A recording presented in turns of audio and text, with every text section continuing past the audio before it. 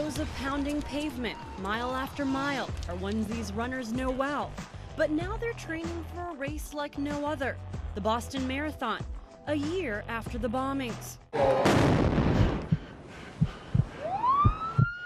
Normally, the finish line at a marathon is the most incredible area. People on the ground crying, people are hugging, they're kissing. There was not a single soul. When Leo Verde rounded the corner at the Boston Marathon last April, he was just minutes within reaching his 4-hour goal. Then the bombs went off. I knew it was terrorism.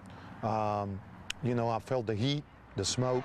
Uncanny silence followed by commotion is how Verde described to a CNN reporter the scene that quickly unfolded. People like screaming or crying, I saw people without limbs and there was no sounds, Went from celebration to a war zone. It was unbelievable. It was just sad.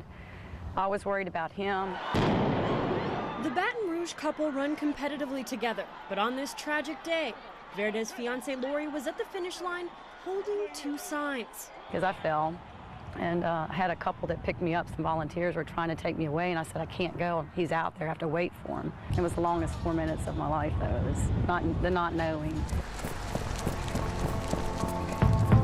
Maybe it's an addiction. I'm not sure, but it's a good addiction. I can't imagine never running.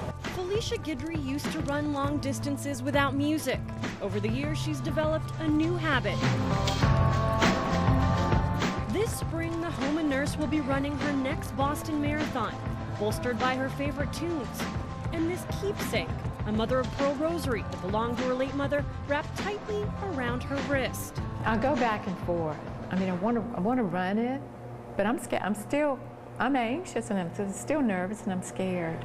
Guidry, now more than ever, is grateful to still have her legs. She listened strapped in an ambulance as 2 blasts rocked the Boston Marathon finish line. She'd broken her arm in the race and couldn't do what she does best, help. People started coming to the ambulance asking for tourniquets and anything they could use as a tourniquet.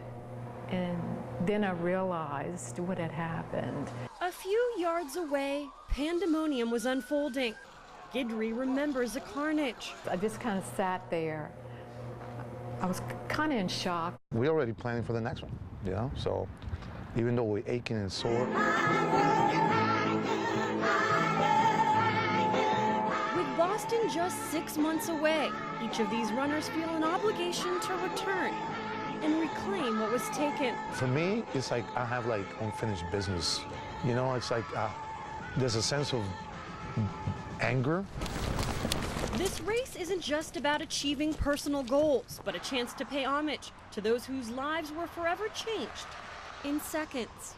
I kind of felt guilty even with the people that got so injured at Boston. They lost their limbs, and yet I still have mine. It makes you realize that what's important is like right now, is this moment.